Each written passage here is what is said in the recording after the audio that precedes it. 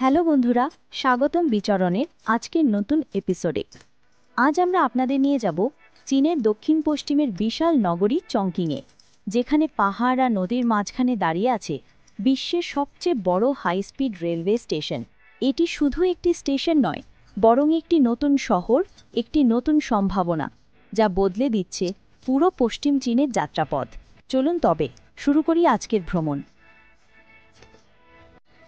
চীন এমন এক অভ্যাস গড়ে তুলেছে যেখানে তারা এত বড় পরিসরে নির্মাণ করে যে পৃথিবীর অন্য দেশগুলো তার সঙ্গে পাল্লা দিতে হিমশিম খায়। কিন্তু চংকিংয়ে এবার তারা বিষয়টিকে এক নতুন স্তরে নিয়ে গেছে। এটি ৩ কোটিরও বেশি মানুষের একটি শহর, যা দক্ষিণ পশ্চিম চীনের পাহাড় আর নদীর উপত্যকায় মধ্যে গড়ে উঠেছে। ইতিহাসের অধিকাংশ সময় এই ভৌগোলিক বৈশিষ্ট্যের কারণে শহরটি ছিল চীনের অন্যতম দুর্গম প্রধান নগরী। কিন্তু এখন চীন এমন এক সমাধান তৈরি করেছে যা প্রায় বিশ্বাসের অতীত।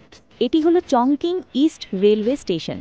এটি 12.22 লক্ষ বর্গ কিলোমিটার এলাকা জুড়ে বিস্তৃত, যা 170টিরও বেশি ফুটবল মাঠের সমান এবং নিউ ইয়র্কের গ্র্যান্ড সেন্ট্রাল টার্মিনালের চেয়েও 5 গুণ বড়। কিন্তু এটি শুধু একটি স্টেশন নয়, এর ভেতরে রয়েছে 8টি তলা, মাটির ওপর ও নিচে স্তরে স্তরে।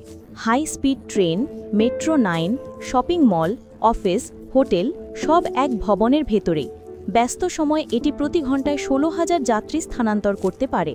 স্টেশন থেকে বেরোলেই আপনি চলে আসবেন একটি নতুন শহর এলাকায়, যা পুরোপুরি এই স্টেশনকে কেন্দ্র করে তৈরি। এটি পৃথিবীর বৃহত্তম হাই স্পিড রেল স্টেশন এবং এটি পশ্চিম চীনের ভ্রমণ পদ্ধতি চিরতরে বদলে দিতে চলেছে। চংকিং পৃথিবীর অন্যতম বৃহত্তম শহর, কিন্তু চীনের বাইরে অনেকেই কখনো এ শহরে আসেনি। শুধু নগর এলাকা নয়, পুরো মিউনিসিপ্যালিটিতেই 30 মিলিয়নেরও বেশি মানুষ বাস করে, যা অস্ট্রেলিয়া বা মালয়েশিয়ার মোট জনসংখ্যার থেকেও বেশি। শহরটি ইয়াংজি ও জিলিং নদীর তীরে পাহাড় কেটে গড়ে উঠেছে। খাড়া পাহাড়, উঁচু সেতু আর অসংখ্য নদী অতিক্রম করা। দেখতে সুন্দর হলেও চলাচল সবসময় কঠিন ছিল। রাস্তা পেঁচিয়ে ওঠে নামে, সেতু দীর্ঘ নদী অতিক্রম করে, আর অনেক জেলা প্রাকৃতিক প্রাচীরের মতো ভূখণ্ড দ্বারা আলাদা। ফলে পরিবহন এখানে কেবল শহুরে জীবনের অংশ নয়, এটি শহরটিকে টিকিয়ে রাখার প্রাণশক্তি। কিন্তু বহুদিন ধরে সেই প্রাণশক্তি চাপ সামলাতে হিমশিম খেয়েছে। শুরুর দিকে রেল যোগাযোগ ছিল ধীর আর সীমিত। ট্রেন পাহাড় পেরিয়ে আঁকাবাঁকা পথে চলত, ভ্রমণ হতো দীর্ঘ আর অনিশ্চিত। 2000 সালের পর যখন চীনের হাই স্পিড রেল বিপ্লব শুরু হলো, তখন চংকিং ধীরে ধীরে দ্রুত সংযোগ পেল।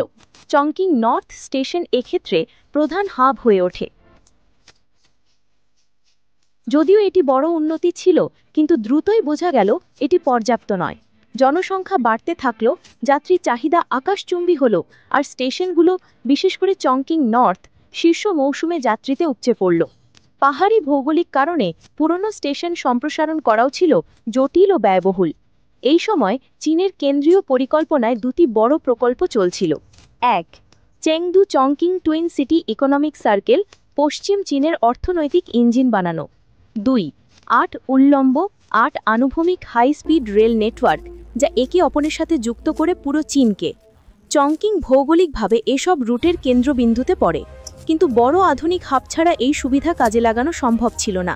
তাই 2019 সালে সিদ্ধান্ত হয় শহরের পূর্ব দিকে একেবারে নতুন বিশাল একটি স্টেশন তৈরি হবে। 2022 সালে নির্মাণ শুরু হলো, আর মাত্র 38 মাস পর দরজা খুলে গেল। চূড়ান্ত অবকাঠামো অঞ্চলের অন্য কিছুর চেয়ে আলাদা। ভেতরে 8টি স্তর, ওপর দিকে 15টি প্ল্যাটফর্ম আর 29টি লাইন, যেখানে হাই স্পিড ও সাধারণ ট্রেন চলাচল করে। নিচের তলাগুলো metro line, bus terminal, parking garage আর বাণিজ্যিক এলাকার জন্য। প্রতি ঘন্টায় সর্বোচ্চ 16,000 যাত্রী পরিচালনা সম্ভব। স্থাপত্যও বিস্ময়কর। ঢেউয়ের মতো ছাদ 1,20,000 বর্গ কিলোমিটার এলাকা জুড়ে বিস্তৃত, যার ওজন 16,000 টনেরও বেশি। বৃহৎ গাছের মতো স্তম্ভ ছাদকে ধরে রেখেছে, যা শহরের প্রতীকী গাছ হানগু থেকে অনুপ্রাণিত। এই স্তম্ভগুলো শুধু কাঠামো নয়, বরং ওপরের আকাশ জানালা দিয়ে প্রাকৃতিক আলো ঢুকিয়ে বিদ্যুৎ সাশ্রয় করে। এটি শুধু ট্রানজিট হাব নয়, বরং স্টেশন সিটি ইন্টিগ্রেশন কৌশলের অংশ। স্টেশনকে কেন্দ্র করে 3.5 কিমি এলাকা নিয়ে নতুন শহর গড়ে তোলা হয়েছে। অফিস, হোটেল, মল, পাবলিক স্পেস সব হাঁটার দূরত্বে। অর্থাৎ ট্রেন থেকে নেমেই আপনি এক নতুন শহরের প্রাণকেন্দ্রে চলে আসবেন। এর লক্ষ্য শুধু যাত্রী সেবা নয়, বরং শহরের পূর্ব অংশকে নতুন অর্থনৈতিক কেন্দ্র হিসেবে গড়ে তোলা। এর মাধ্যমে শহরের ভারসাম্যপূর্ণ বিকাশ ঘটবে, যানজট কমবে, আর নতুন বাসস্থান ও শিল্প এলাকা তৈরি হবে। চংকিং ইস্টের নির্মাণ প্রক্রিয়ায় ব্যবহৃত হয়েছে আধুনিকতম প্রযুক্তি। লেজার গাইডেড বুলডোজার, কংক্রিট ঢালাই রোবট, কাজ বসানোর রোবট, এমনকি এআই সিকিউরিটি রোবটও রয়েছে।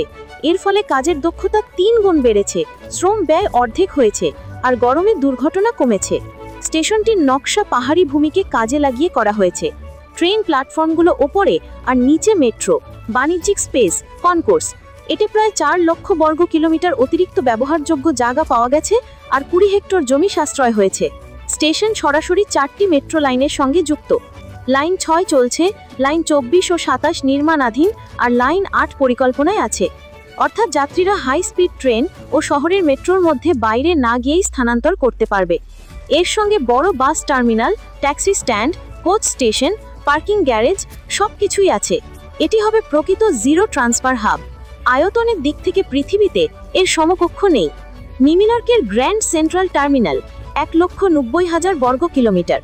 জাপানের নাগোয়া স্টেশন 4,10,000 বর্গ কিলোমিটার। চীনের গুয়াংঝৌ সাউথ 6,15,000 বর্গ কিলোমিটার। কিন্তু চংকিং ইস্ট একাই দ্বিগুণ বড়। চংকিং ইস্ট চীনের গুরুত্বপূর্ণ হাই স্পিড করিডোরগুলোর সংযোগস্থলে অবস্থিত। এটি দক্ষিণ পশ্চিমকে দক্ষিণ পূর্ব কৈকুলের সঙ্গে, ভবিষ্যতে সাংহাই, চেংদু ও উত্তর পূর্ব চীনের সঙ্গেও যুক্ত করবে। ফলে এটি দেশের 8 উল্লম্ব ও 8 আনুভূমিক নেটওয়ার্কের প্রকৃত ক্রস পথ হয়ে উঠেছে। পশ্চিম চীনের জন্য এটি কেবল সুবিধা নয়, বরং এক লিভরেখা। পাহাড়ি ভৌগোলিক কারণে দীর্ঘদিন ধরে উন্নয়ন ধীর ছিল। এখন দ্রুত রেল যোগাযোগ পণ্য ও মানুষকে উপকূল ও শিল্প কেন্দ্রে পৌঁছে দিচ্ছে। এটি বেল্ট অ্যান্ড রোড ইনিশিয়েটিভের সঙ্গেও যুক্ত, যাতে পশ্চিম চীন আন্তর্জাতিক বাণিজ্য রুটের সঙ্গে মিলিত হয়। স্টেশনটি পরিবেশ বান্ধব, সৌরশক্তি, বৃষ্টির পানি পুনর্ব্যবহার, স্মার্ট এনার্জি সিস্টেম, সবুজায়ন সবই রয়েছে। এছাড়া যেহেতু মেট্রো বাসের সঙ্গে সরাসরি সংযোগ আছে, তাই গাড়ি ব্যবহার কমবে, ফলে যানজট ও দূষণও হ্রাস পাবে। চংকিং ইস্ট শুধু ভ্রমণের শুরু শেষ নয়, বরং এক নতুন গন্তব্য।